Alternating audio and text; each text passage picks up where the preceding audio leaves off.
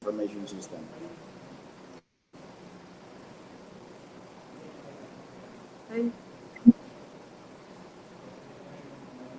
Okay, dito ka, Dok. Dito ka, Dok. Tabangin nito. Tapos, dire ka, Dok. Dok, pag itayo ko connection, wala ba yung baterya ng laptop?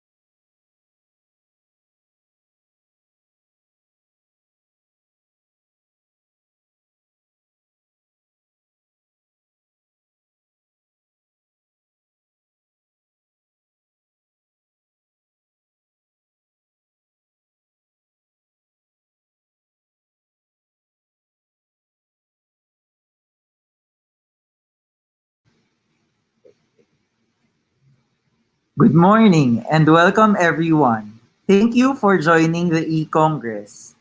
We recognize that we are living in unprecedented times and different circumstances, and we hope that you and your loved ones are doing well.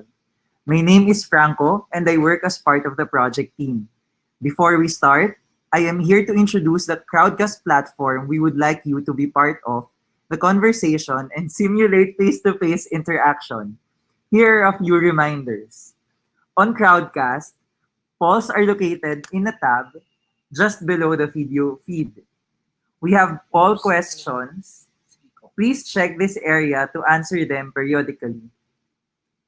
Questions and answers are located in the same section.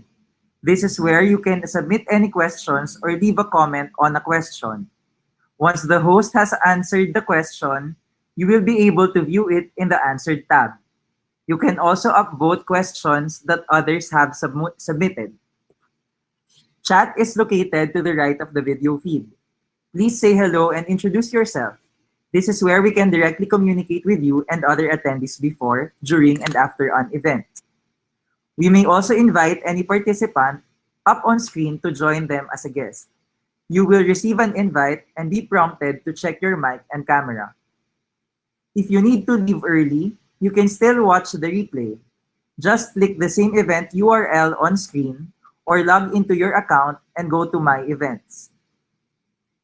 This session is also accessible through our Facebook page on fb.com/telehealthpolicy and on our YouTube channel at bit.ly/T telehealth, P policy, capital YT. They have limited functions, but we will monitor questions and comments so our presenters may share them on screen. We would also like to thank in advance our sign language interpreters for today's session. They are June and Lester. They will be available all throughout the event. We remind all speakers to speak slowly in simple terms and prevent our acronyms so they will be easier to interpret. One final reminder is that this is an evolving process. We request everyone's patience during this time given difficulties in connecting from each of our locations. There may be a few distractions, but we hope to have a smooth program flow for today's program. To start, I would like to introduce our guest moderator for today. Dr. Alvin Marcelo is a general and trauma surgeon by training. Currently the executive director of the Asia eHealth Information Network, he previously served as the Chief Information Officer of PLHealth, was director of the UP National Telehealth Center, and has completed certifications in the governance of enterprise IT. Please welcome, and I am now giving the floor to Dr. Eloy.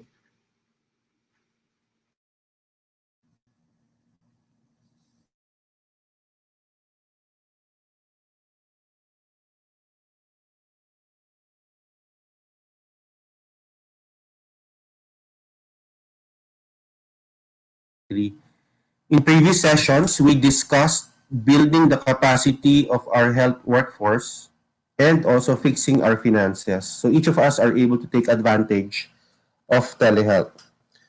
Assuming these pieces are now in place, the next question for us is, how do we then pursue telehealth through the management of infrastructure, standards, interoperability, and overall leadership and governance?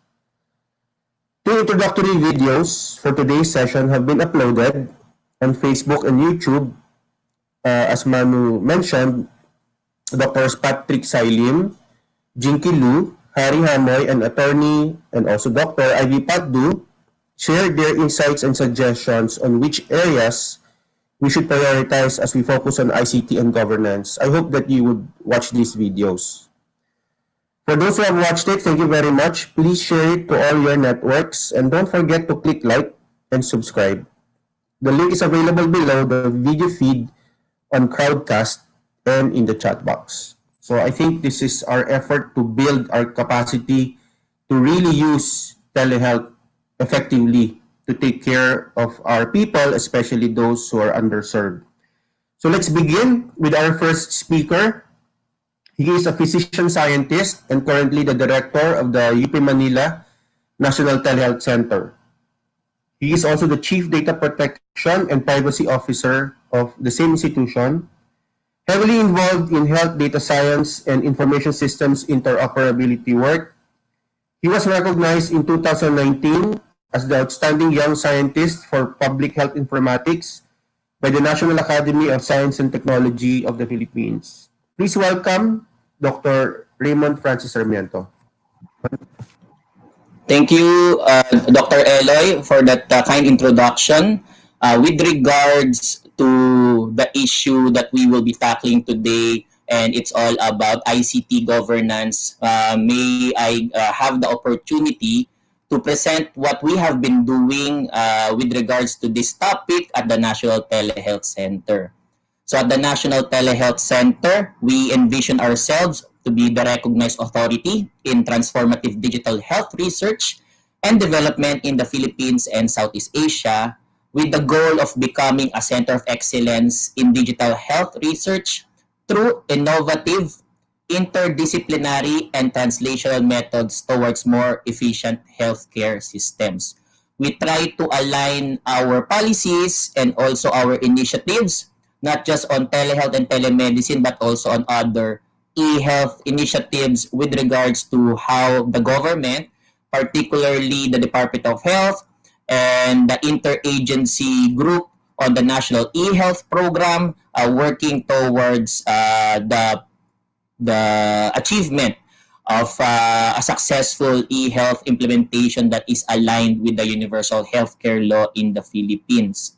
In the past, I think it was around early June, when we finally were able to release the work that we have started with the Department of Health. And this joint memorandum circular was on telemedicine practice guidelines that was signed by the Department of Health and University of the Philippines, Manila, on how to help address the gap in terms of setting up of telemed and on the need for guidance on setting up telemedicine practice among healthcare professionals. Also, at this point, I would like to share that the National Telehealth Center has also been working with the Philippine Medical Association, but more closely with the Professional Regulation Commission with regards to certain, shall we say, inclusions in a new bill which is called the New Physicians Act, and how the adoption and use of telemedicine will be incorporated in the New Physicians Act. The goal of that inclusion of telemedicine in the New Physicians Act is to be able to explicitly provide a line in terms of telemedicine practice in the Philippines, while also putting in mind patient and provider safety, privacy, and security in healthcare, and having a governance body within the medical profession. So, specific provisions on that include the creation of a e-health or telemedicine policy and coordination council, where the PRC or the Professional Regulation Commission will be members. The regulation of telehealth services and e-health related services, the setting of standards of practice, and the implementation of a possible certification mechanism for individuals and entities providing telehealth or telemedicine services in the country, and the inclusion of telehealth and telemedicine to the list of compliant e-health services and applications. I'll stop there, and I'll give the floor back to Dr. Eloy. Thank you.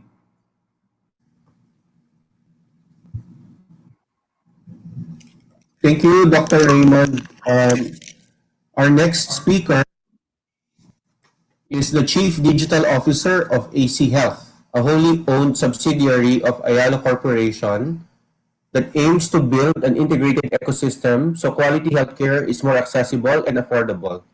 Previously, he was co-founder and vice president of Kickstart Ventures, a globe-backed venture capital firm for disruptive technologies and business models. Having worked in telecommunications software, business consulting, and finance, Christian Bessler has since gained international expertise in startups and multinationals in Berlin, New York, Milan, and Manila. Please welcome Mr. Christian Bessler. Christian? Thank you, Dr. Eloy, and thank you for the team for having me and allowing me the opportunity to share a little bit what we are doing at AC Health. One, to use technology to cope with the current pandemic, but also what I believe is like this great leap forward using modern technology to really establish a better continuum of care across the various healthcare providers. Let me quickly share with you a little bit who we are actually. AC Health. AC Health is a rather young network. We were established in 2015. We started out with Generica, which is a generics pharmacy that is operating nationwide, really offering affordable medicine to Filipinos across the archipelago. We then, in 2016, early 2017, started Family Doc, which is a primary care chain of clinics that brings you affordable healthcare, primary care in your community settings. So we're having doctors in there, we're having labs, we're having a pharmacy. The idea is really there, rather than our patients traveling 2 to 3 hours to see a doctor, they have a doctor within their community that can address, in a primary care setting, most of the problems they're actually encountering in their daily life. In particular, if you're looking at chronic care treatments and the likes of such. Later on, we grew our portfolio to actually also invest in a sort of an upstream pharmaceutical provider, i.e. Medica and MedEdX, to really help us to bring more affordable medicine into our network and into the Philippines. Under my watch, or under my part of segment, we also invest in modern technology or local startups. We have invested in MedGrocer, which is sort of a pharmacy benefits management that allows corporations to offer affordable healthcare plans to their employees. We have invested in AID, which is like a home healthcare setup that is a bit around the line, like the doctors coming back to your home. Like in my youth, it was a common thing that a doctor would go to your home, and it was a family care physician that would treat you at your home, rather than you going to a central facility. And our most recent endeavor is actually Health Now, which is the AC Health Group's telehealth platform, where we bring all our facilities together and make them available to customers of ours. So when you go on our Health Now platform, you can consult our physicians from Healthway, which is our multi-specialty clinic, which we recently acquired, as well as our family care physicians, right? And you know, the pandemic struck us very much like everyone else in this country. I was talking with Dr. Aloy before, is like, you know, we really had to watch out for our healthcare professionals, our frontliners that still need to provide the care, the much needed care to our patients, right? So we looked for solutions to actually bring these kind of care provider services online. So we launched in April, we launched a free service, our first trial of Health Now, where we collaborated with Google to simply use simple technology from Google to allow a consultation between our doctors and patients. We recently moved this into a mobile application, Health Now, which serves as sort of an umbrella for all our telehealth service. Right now, you can schedule an appointment with our doctors there. Later on this year, we roll out medicine delivery, so you can have your generic medicine delivered to you by prescriptions issued by any doctors, as well as later on this year, we will also roll out clinic appointments and scheduling. So you can also really, from the comfort of your home, schedule your care visit. One of the really overarching things and paradigm for us is to connect the various healthcare providers, right? It's really the continuum of care that drives or motivates us to bring technology in our clinics. All our clinics from the beginning had an EMR. We recording properly our patients' medical history to provide them the best care. So even if you see different specialists, each specialist is immediately aware of your underlying symptoms, past medical history, and the likes of it, right? So what we do now is we bring this kind of services also online. So whatever individual doctor you see, given your consent, we're very stringent on the data privacy laws. Given your consent, any doctor can access your record as well to provide you the care. So you're not bound to our own network. We extend this also now to other individual doctors. Given during the crisis, we have seen a lot of doctors or practitioners reached out to us and asked if they could participate in our kind of network. So that obviously leaves an interesting challenge to us, which how do we integrate? And I think one of these pillars of this forum is actually how to integrate private and public healthcare networks, right? So we have been, when DOH released a circular memorandum on telehealth policies, we're following this stringently. So our policies are in line with DOH policies. We're providing our feedback on a regular basis regarding the necessary improvements of the policies, or where reality faces challenges with the theory that is designed in these policies, so that we also help government institutions actually to improve these policies. One of the interesting pillars, I think, where telehealth, and it's a strong drive for us, can really provide substantial benefits to all Filipinos, is in the implementation of the universal healthcare law. We're a strong supporter of this. We think it's really necessary, and it takes, you know, it's a simple ease of mind. If people have their healthcare needs covered without much worry, they can focus on more important things. Available income can spend on education and other items. So universal health care is really something we're strongly pushing. And Manu, if you could please bring up the slide I shared earlier. I can share the audience a little bit how we see the various bits and pieces put together. If you can see it, the idea is actually that we are supporting the universal healthcare law and its rollout. We already have done a few pilots with LGUs within the areas of operations for family doc, be it in Parañaque, Valenzuela, and Pasig, where we already sort of experimented with the LGUs, how we could provide coverage for patients in their respective areas under the given guidelines of the UHC law, right?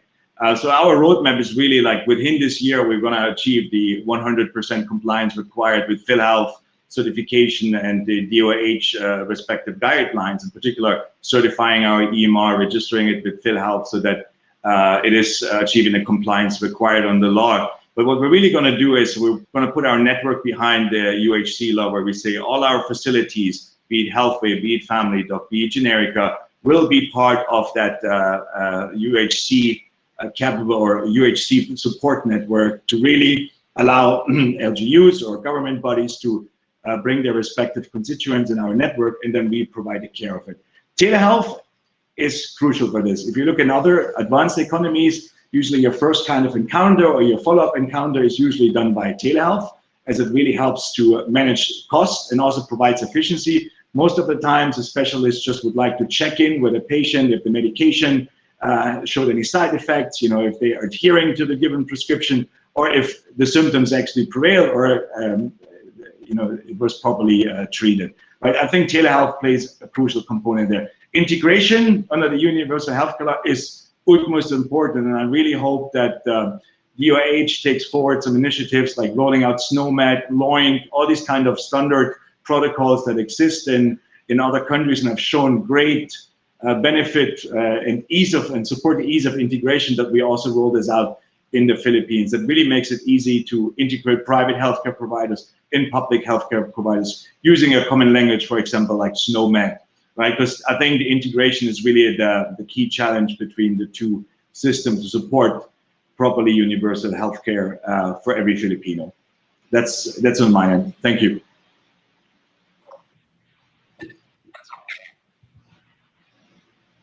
Thank you, Christian.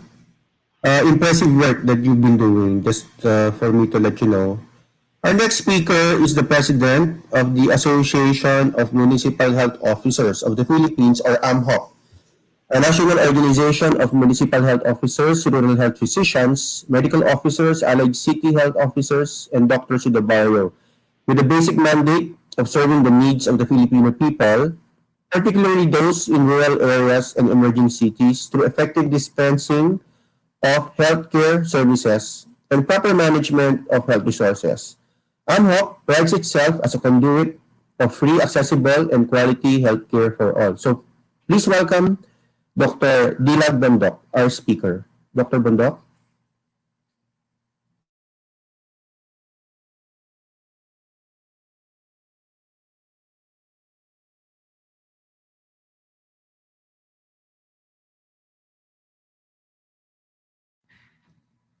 While waiting for Dr. Bondok, I'd like to remind everyone that you can ask a question. At the lower part of your screen, there is an Ask a Question button. Just click on it and type your question. Or if you like a question that's already there, you can vote it up so that the most popular question will be at the top of that page. Manu? Maybe we can move to the next speaker for now while we are fixing Dr. Bondok. So we'll go to our next speaker. Our next speakers lead the health system in the province of Agusan del Sur, one of the UHC implementation sites identified by the DOH. Governor Santiago Cano Jr. and Dr. Jacqueline Mangville, Provincial Health Officer, are representing Agusan del Sur today. Together, they are leading the efforts to combat COVID-19, which has so far provided effective performance as one of the few provinces in the country that took early action. It built capacity for barangay health emergency response teams, or BERTs, and boosted internet connectivity as interventions amidst the pandemic. They will lead the province's integration of health and telehealth to realize health for all in the province. Please welcome, and I am now giving the floor to Agusan del Sur Governor Santiago Cano Jr. and Dr. Jacqueline Mangville. Are we on? Okay na po, Governor. Kayo na po. Standby po, Dr. Bondok. Kayo po yung next after Governor. Go ahead. Yeah, good morning to everyone. Do we have the audio already?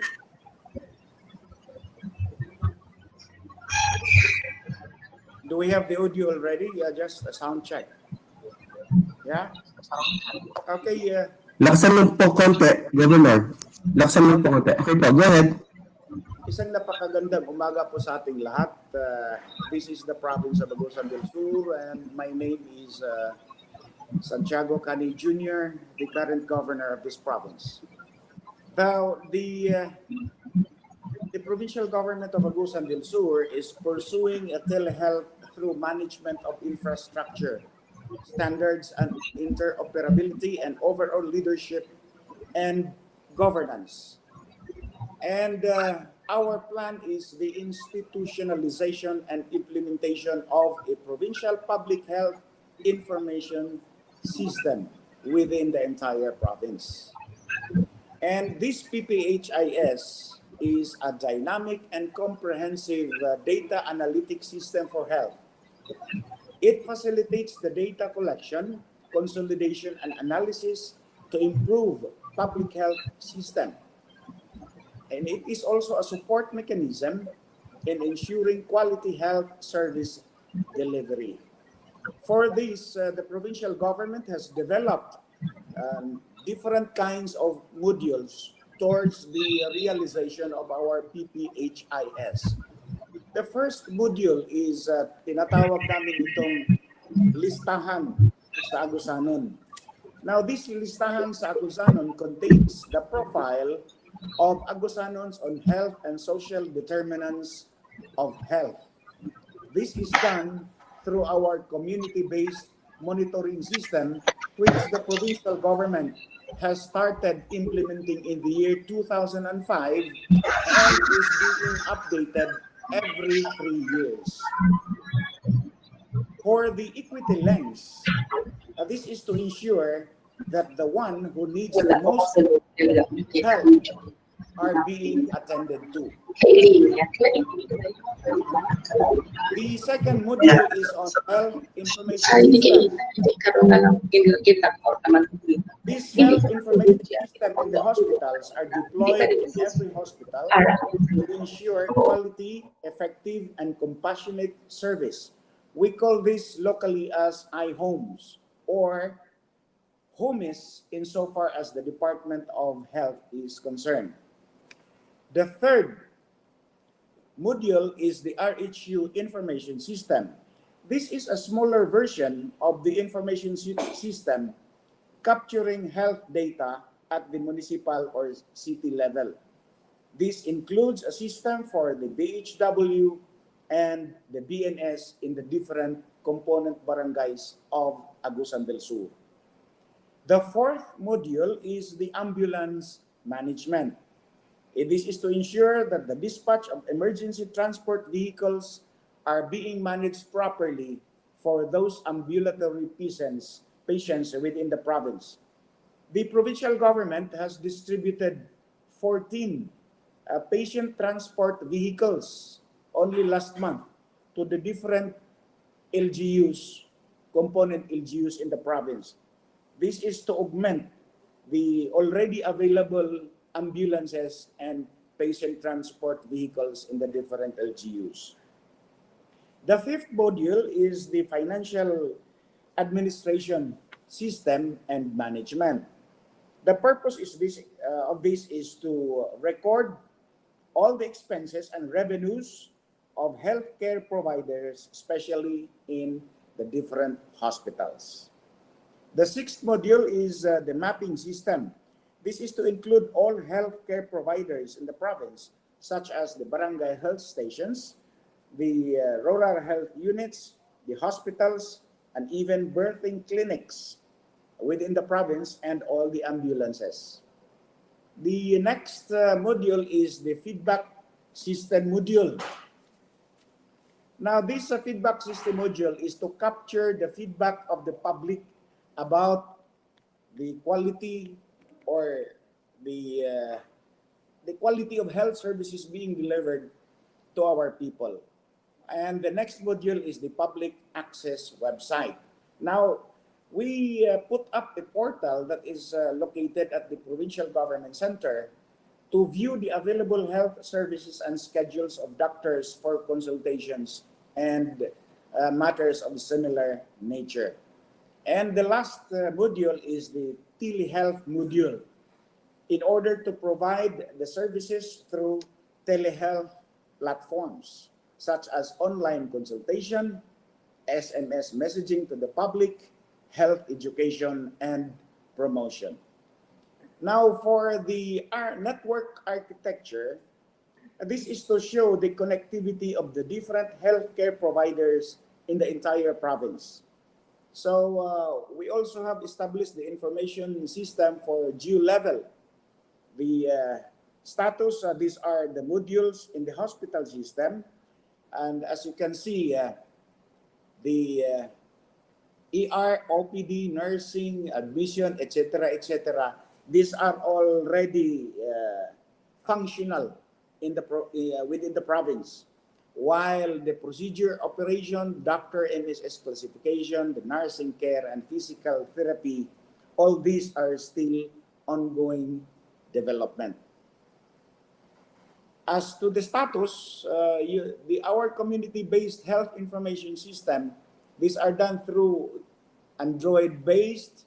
We have the comprehensive household profile, our field health system data collection and monitoring, the system development, which is already 100%, and for critiquing by the PHO, presentation from the MHOs, and for testing from the level of the BHW, and for enhancement and policing, the training schedule for the barangay health worker or workers in the entire province, which is scheduled on November 15 of this year.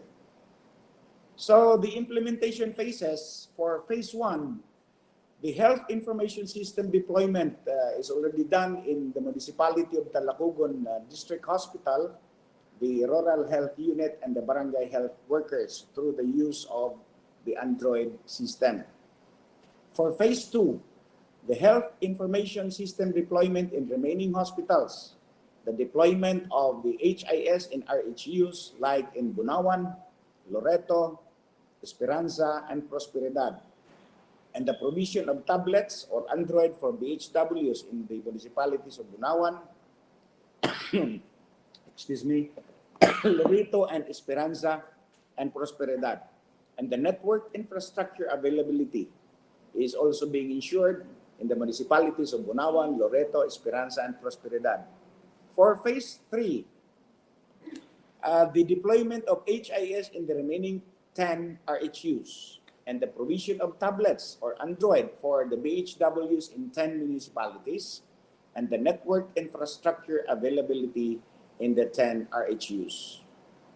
So the LGU needs, what does the LGU need, the provincial government need, in order to make all these things work as planned? Well, right now, we need more video conferencing equipment. We need the network backbone for infrastructure and servers from the different rural health units, the networking peripherals for IHUs, tablets for BHWs, which are Android-based, and funds for capacity development trainings, and the global positioning systems or GPS. So insofar as all these things are concerned, yun lang po muna ang masasabi namin sa ngayon. Thank you very much.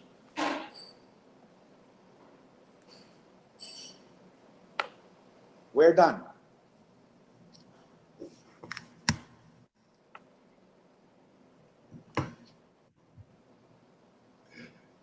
Thank you po, Governor. Ang galing-galing. Maraming salamat po sa mga lessons nyo. Sana lahat ng governor katulad niyan. Katulad nyo, Gov. Punta na po tayo sa ating speaker. I already introduced her, Dr. Dilag Bondok. Dr. Bondok, go ahead, please. Thank you po, Gov. Standby. So, wala na. Yeah, good afternoon, sir. First, allow me to thank you, the National Institute for Health, UP Manila, for the opportunity to share my experience in e-health, hoping that this will help in crafting policies to better ICT governance and implementation. For my first slide, please. As a background, next slide, please.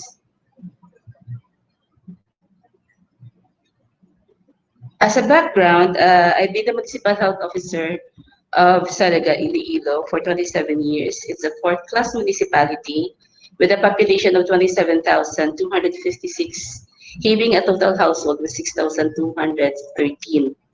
We are a 4-in-1 accredited RHU, being an MCP provider, a PCP provider, a DOTS clinic, and an animal bite center, as well as a licensed and accredited family planning clinic. We have been awarded by the ILG with the seal of good local governance for 3 years from 2017 to 2019. Next slide.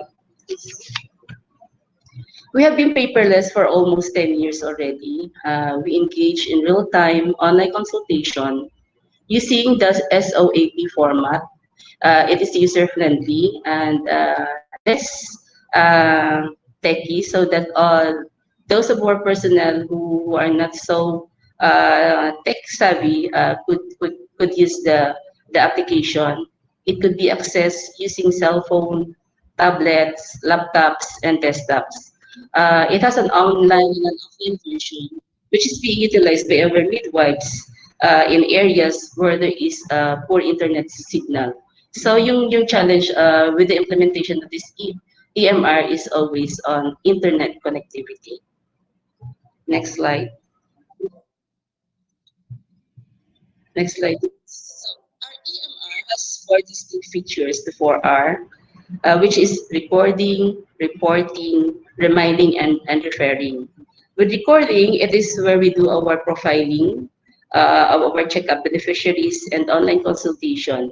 To date, we have already a total of 25,125 records encoded in our EMR. For reporting, it is where we generate reports to check the monthly and annual cases of morbidity. At the same time, get the total number of TB cases, animal bite cases, family planning acceptors, immunization. Through this report also, we could send electronic reporting to PhilHealth and generate statement of accounts payables. In the future, we hope to develop an eFHSIS reporting, if allowed, and harmonize it with ITs for TB, NERIS for animal bite, and other reporting forms of the Department of Health. For the reminding, we have this app for sending text and SMS reminders that will alert patients when they are due for follow-up, immunization, or for pick-up for their supply of medicines. And lastly, for referring, we are sending alert messages to other facilities for patients that needs to be managed in partner facilities or in a higher level of care. Through this AMR, we automate prescriptions and issue medical certificates and statement of account for PhilHealth use. Next slide, please. Sadaka RHU started its EMR way back in 2010 when the Smart Communications piloted us along with other municipalities to join SHINE, or its Secure Health Information Network and Exchange. Through this, we were able to organize the interlocal health zone, connecting us with a referral hospital, which is Iloilo Provincial Hospital, and a tertiary hospital, which is Western Visayas Medical Center. After 5 years of implementation, because of the PhilHealth demand for electronic reporting, SMART partnered with Ateneo de Manila University to enhance its service by adding features of connectivity to PhilHealth, Health Information Exchange, and PHIC. Through this, we're able to auto-generate statement of accounts payable and expedite payments for checkup packages and other claims. But however, due to problems in connectivity and data management, only a few of these reports were being accepted by PHIE, resulting to some problems in and payment and cash out. So the main objective of this EMR, which we have crafted, is to fast-track consultation by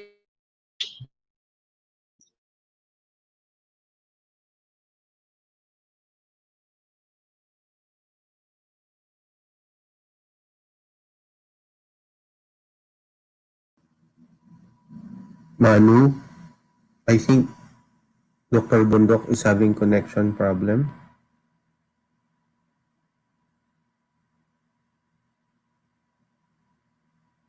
Doctora. Okay. Manu, please try to get Doctora back online, and I think we can proceed now to the open forum and ask Doctora Bondok to just return and finish her presentation.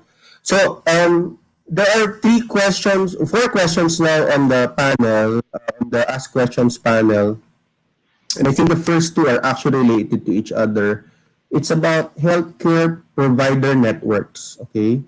The first question says, what are your thoughts regarding healthcare provider networks being based on geographic boundaries, while telehealth can be utilized crossing boundaries? And the second question related to that is, what are your inputs regarding setting minimum standards for healthcare provider networks to utilize telehealth, considering the varying levels of connectivity and presence of ICT infrastructure across the regions? So I'll assign this first to Governor and Dr. Jackie because they're the ones who have been addressing this from the public sector side, and then call Christian from the private sector side, and then So to go back, sorry for the interruption in the Doctor, we're back. But we're now in the forum. So we can be back for my next slide, Doctora.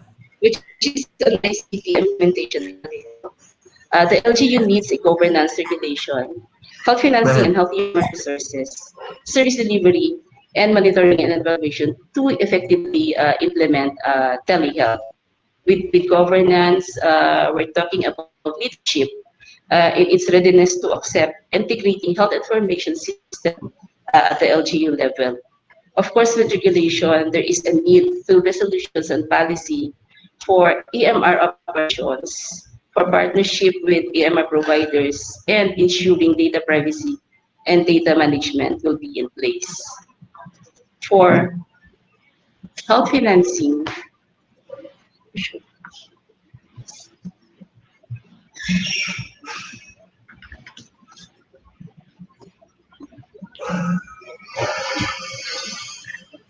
Go ahead, Doctora. We can hear you. I'm not sure if I'm still on. Yeah, Em, we can hear you. Go ahead. Just keep speaking, Doctora.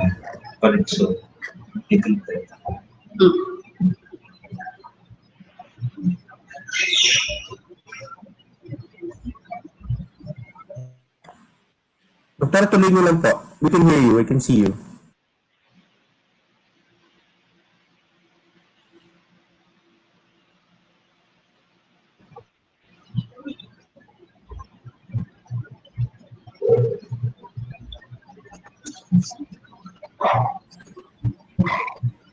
Doctora, Bondok, tuloy mo lang po.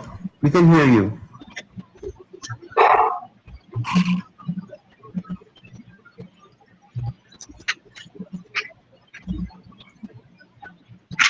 Yes.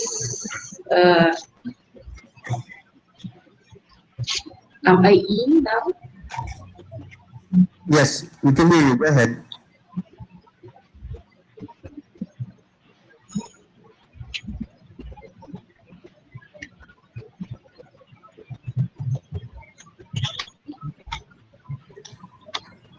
Doctora, we can hear you. You can go ahead.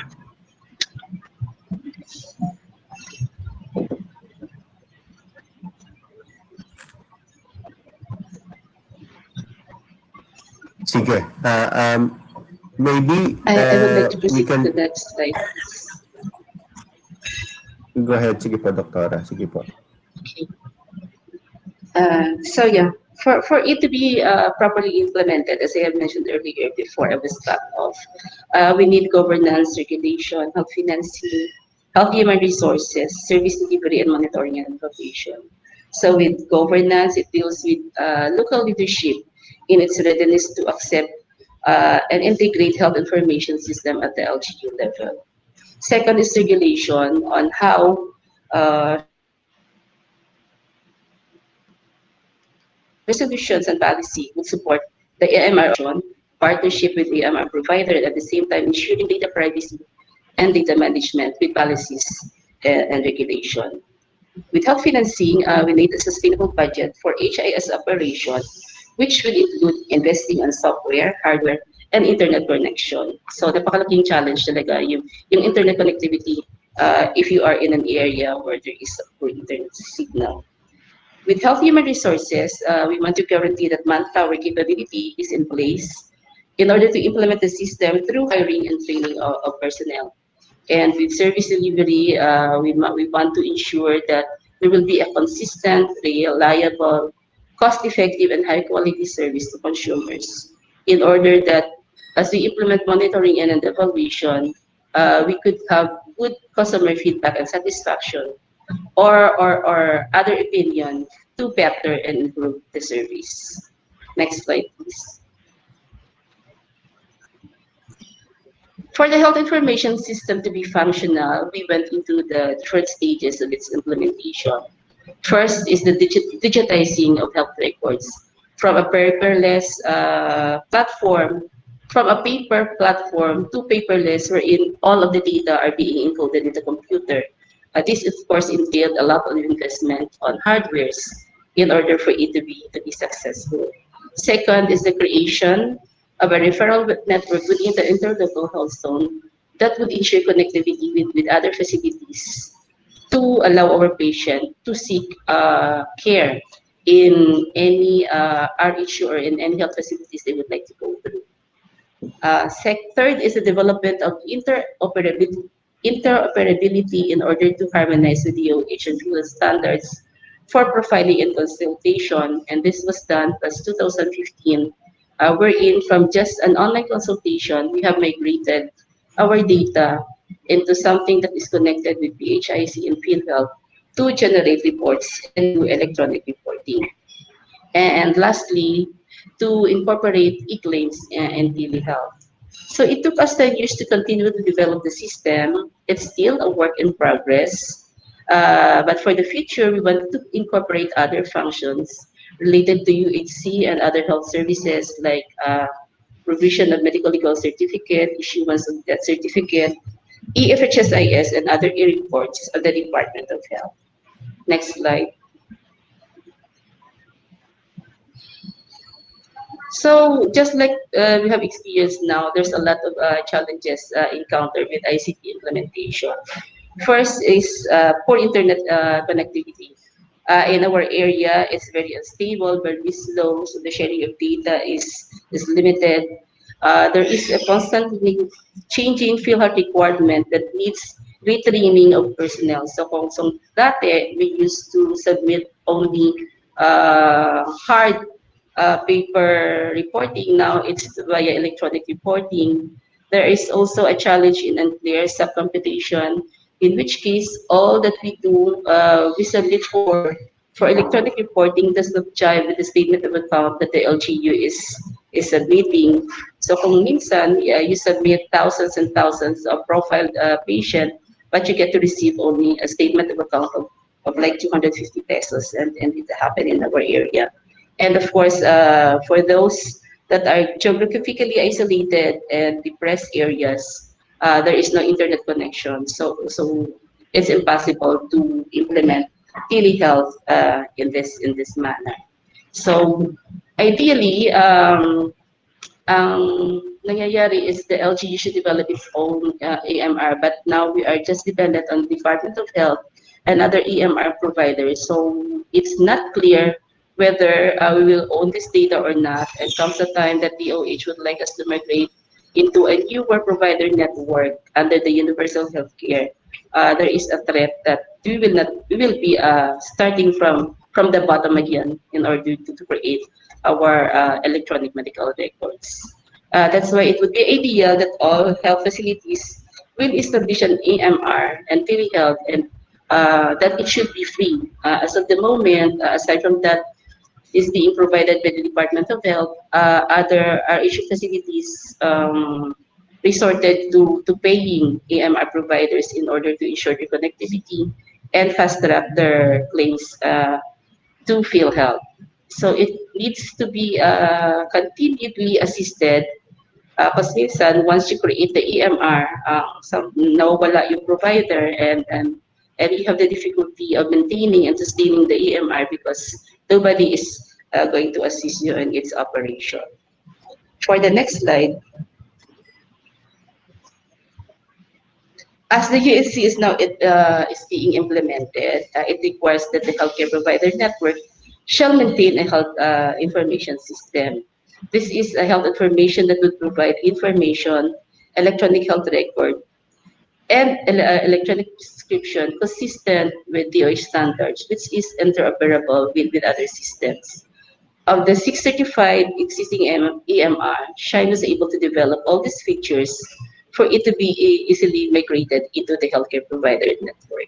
So the LGSM EMR and the interlocal health referral system is in place to connect with each other to operate as a healthcare provider network once UHC is to be implemented. For the next slide, please. So to better illustrate this, under the Central Illinois Health Zone Alliance, we have a healthcare provider network that is already developed, but that needs to be improved. There are 7 local government units formed into this area, which partners with Iloilo Provincial Hospital, in which case Iloilo Provincial Hospital directs its upper referral system into the Western Visayas Medical Center. With this 7-member LGU, we pool our resources together in order to augment hospital operations and improve the quality of health services. So when we talk about readiness in order to integrate into the healthcare provider network, I believe that our EMR at the interlocal health zone is ready to migrate and become HCPN ready. For the next slide. So telehealth has been shining during this pandemic. It created an impact on health service delivery from face-to-face communication, consultation. We have resorted to telemedicine, virtual sessions, and e-prescription. During the lockdown, the platform was used to its maximum level for health promotion, for health education, for health follow-up through text, call, and messaging. It was also utilized for profiling, contact tracing, and triaging. This allowed us minimum the risk of exposure and allowed services to be delivered to the target of our to the doorstep of our targets. So with telemedicine or the telehealth, we just have to text our patient, tell them that to go to the RHU, and we will be the one to come into their houses to deliver the services that they needed. So this provides an opportunity to connect with hard-to-reach barangays for their e-health needs. And however, telemedicine has its own limitation, especially in the clinical and the critical case, wherein you really need to see the patient face-to-face. So for it to be implemented, it must develop sound policies for implementation. It should be regularly tested and reviewed to ensure that patient safety and health is a priority. And lastly, for the next slide, in terms of leadership and governance in telehealth-enabled healthcare provider network, I would like to quote Dr. Randall Marcelo Carlos Iloilo. For MHOs and RHPs, they can utilize and harness the benefits of telehealth and ICT and primary healthcare for as long as its infrastructures like computers, stable internet signal, software are in place and capacitated.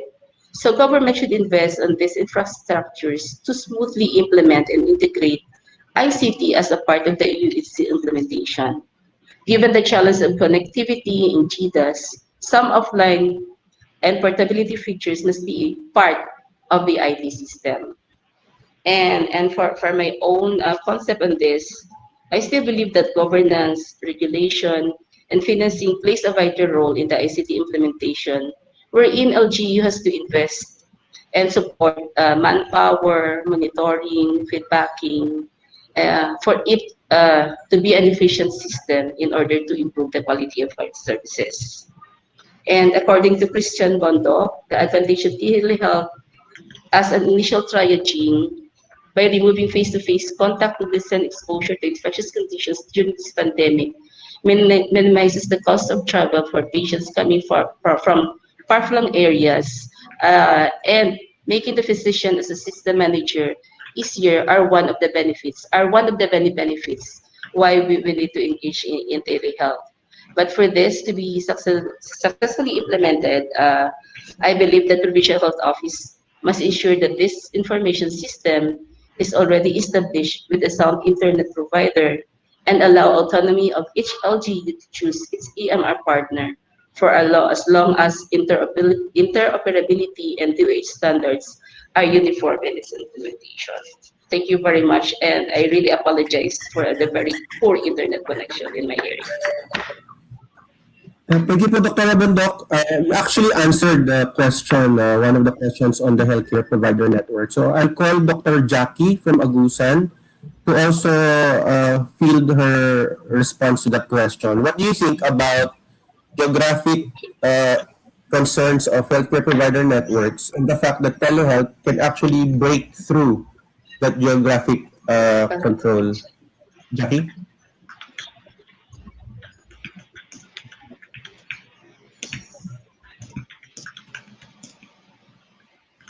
So, dati kasi Agusan patients for Agusan doctors, no? But with telehealth, you actually can break through that geographic control. So, what are your thoughts about that, Dr. Jackie? Nandiyan pa ba siya? Okay, so maybe Christian, followed by Raymond. What's your comment about that, Christian? All right. Which question do you want me to address?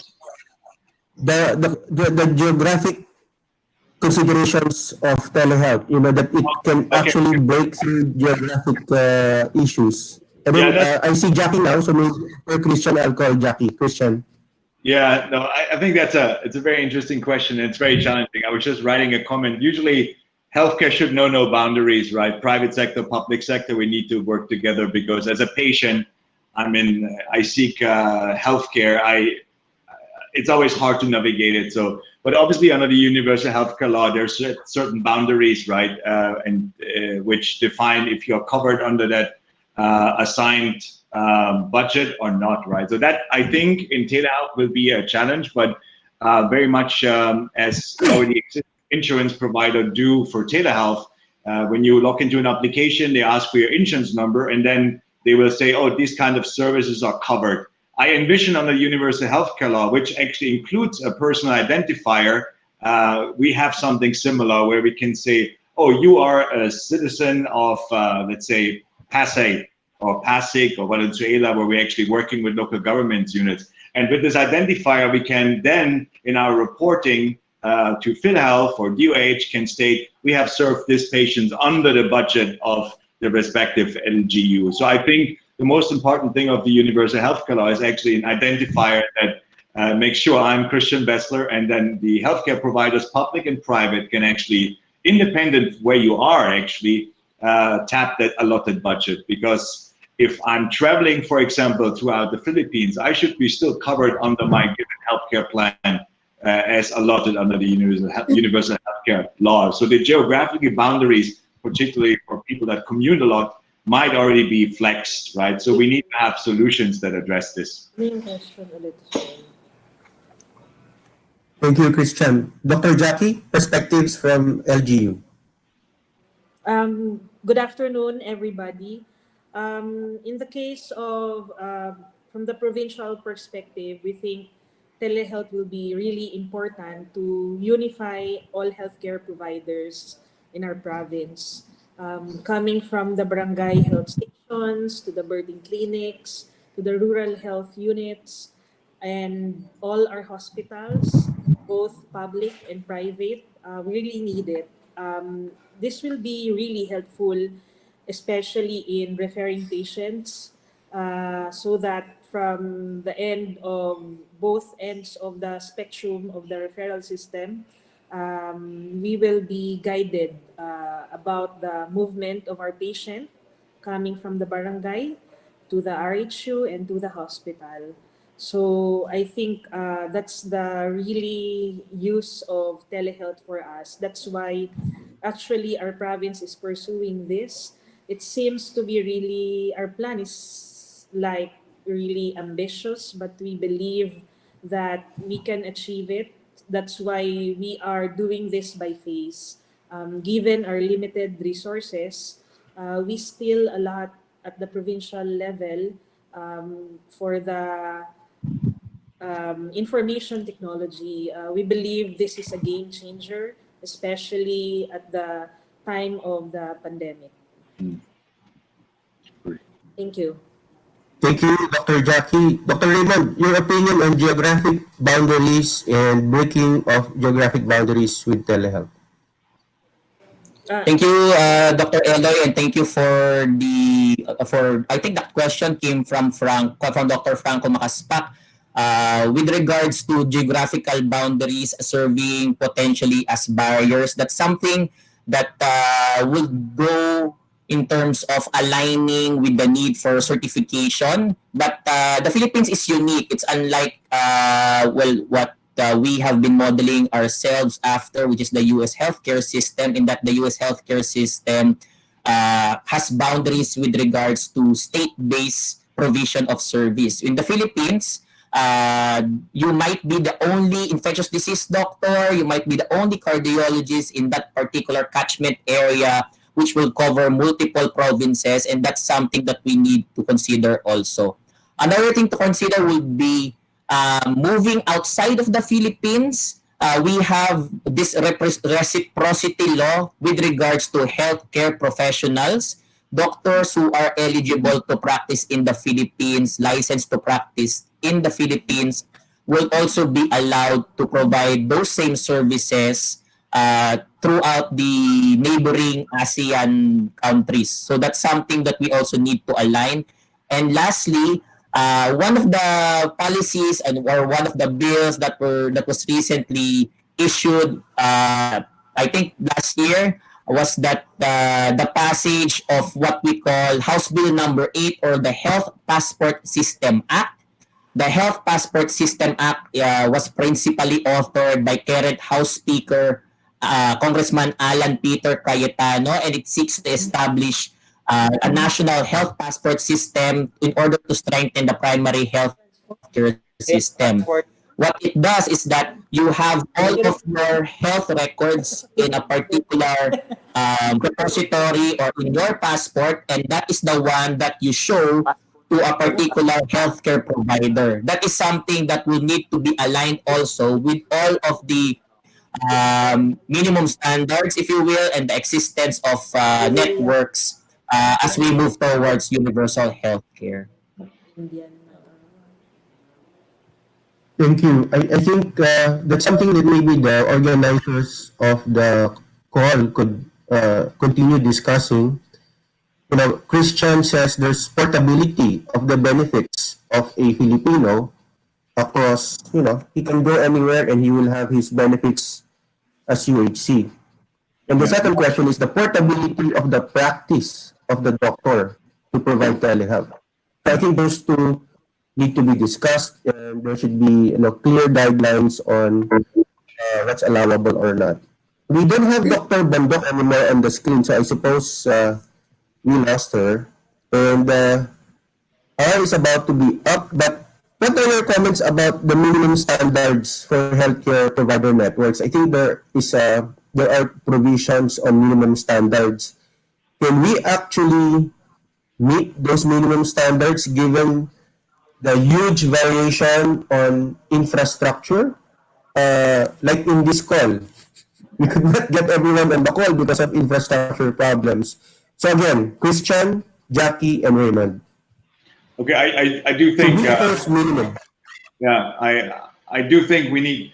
I'm less worried about the infrastructure because that is a large undertaking. You know, building more internet capacity throughout the country. I think it's accelerating now, so I'm crossing fingers that maybe next year we all have better video quality on this call. But minimum standards for me is also sort of code of conduct in telehealth. I think that is way more important than the infrastructure, so that if I'm a patient, I'm entering a telehealth consultation from PGH and family doc, I have the same experience, right? So for me, a minimum standard is more like the same code of conduct. very much like medicine students get taught how to actually conduct, vitals taking, the sort of interview style to drill down to really the ailment of a patient. I do believe the DOH has set already a first rule of guidelines on this, and I appreciate there's more on this so that healthcare providers can really train their professionals in the public and the private sector to, this is how do you behave on a telehealth consultation, on a telehealth setting.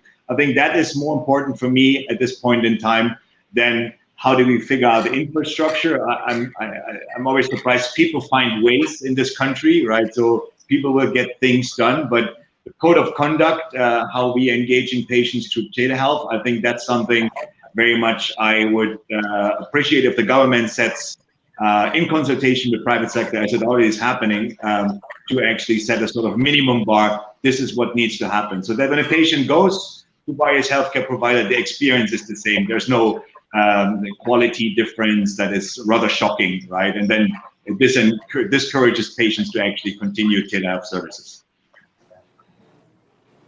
Thank you, Christian. Jackie?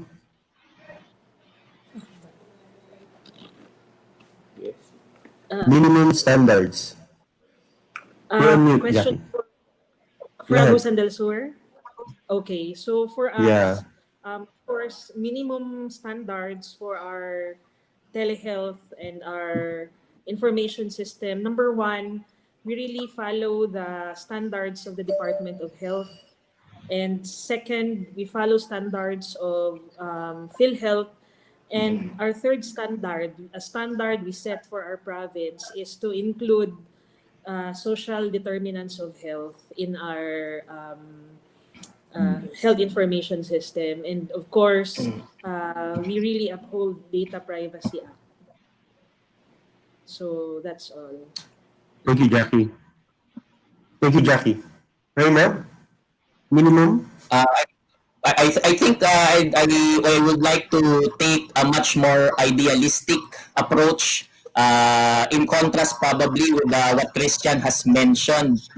So in the Philippines, based on the first quarter data 2019, less than 7% of government public health facilities have internet connection. And that is something the Department of Information and Communications Technology, or DICT, has been trying to improve and work on since that data was released. So if you could imagine that more than 93% of all government public health facilities, and we are not yet talking about the private health entities, those do not have any internet connection. And I think having a reliable connectivity and having not to deal with all of these connectivity issues is really paramount to a successful telehealth program. Like I mentioned, I would like to put in an idealistic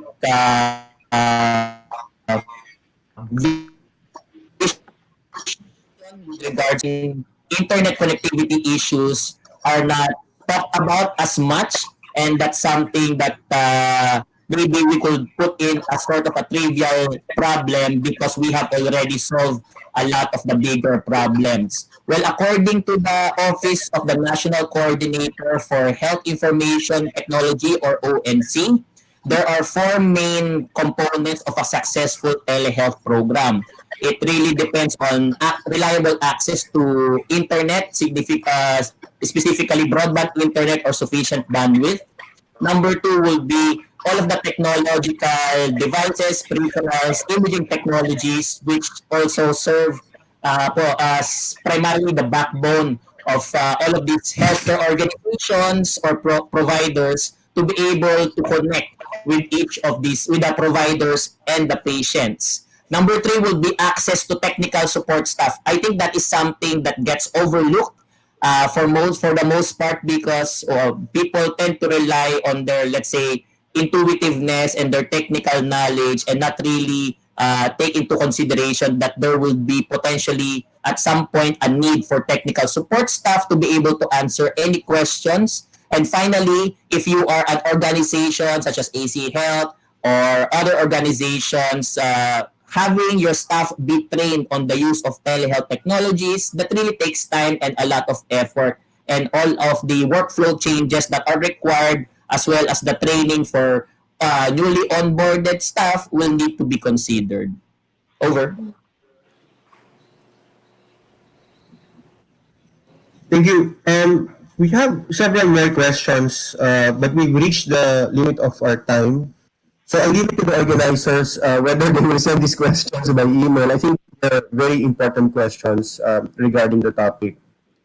And so I'll pass the floor now to Dr. Portia Marcelo, who will then take over the panel. Thank you very much, but stay behind. There will be announcements. Thank you. Thank you very much. At this point, we'd like, on behalf of the Department of Health and the project team, I'd like to thank Christian, Dr. Jackie, and Governor Cane, Dr. Bondok, and Dr. Raymond Sarmiento for joining us this afternoon for our panel. So this is our last panel discussion, really, for all the proposals that we presented. Thank you very much for your contribution. And for the 1,103 of you logged in through Crowdcast and maybe many more on YouTube, thank you for your input. We will seriously consider everything that you shared and fold it into our proposals to our Department of Health. Ms. Charity also sends her regrets that she couldn't join us, but she will definitely be with us on our last session next week. So again, to our panel this afternoon, thank you very much. On the screen, please like and subscribe to our Facebook page written on the screen. I hope they will show it because I will not read the rest of the information, as well as our YouTube channel.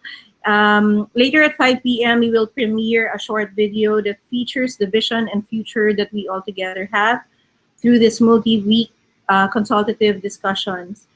We want to thank especially June and Lester again, who joined us for our sign language interpreters this afternoon. We also want to thank our many sponsors and partners throughout the 6 weeks of our Telehealth Congress, the many medical societies and student organizations, as well as other CSOs, civil society organizations who are listening in, hoping to learn a few and definitely contribute to our congressional discussions, if you may. So later at 5 p.m., we will premiere that short video. We called it Historia ni Juana.